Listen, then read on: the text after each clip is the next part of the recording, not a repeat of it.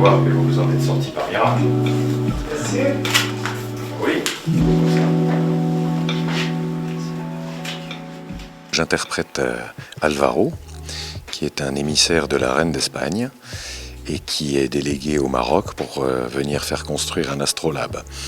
Alors il y a toute une intrigue parce qu'il conclut un marché avec le constructeur de l'astrolabe, mais le constructeur d'astrolabe a un gros problème. Toute l'intrigue se passe et finalement, hamdoullah, tout est bien qui finit bien. J'espère que vous devinez le motif de la visite. Ce personnage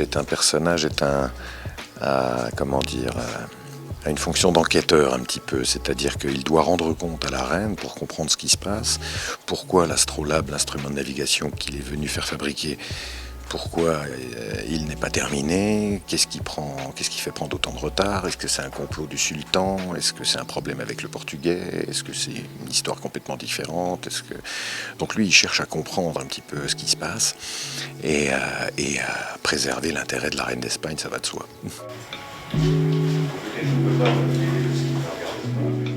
L'histoire nous ramène à peu près au XVe siècle, donc c'est l'époque de la route des Indes, de Marco Polo, donc ça fait rêver un petit peu, c'est bien de se projeter dans cette époque-là, c'est intéressant de réfléchir aussi pour incarner le personnage, un petit peu aux coutumes de l'époque, à la manière de parler, à la manière de se tenir, au costume évidemment. C'est bon alors, je ne vous embête pas plus longtemps. Voici la moitié. Parfait. Je vous ferai signe aussitôt le travail terminé.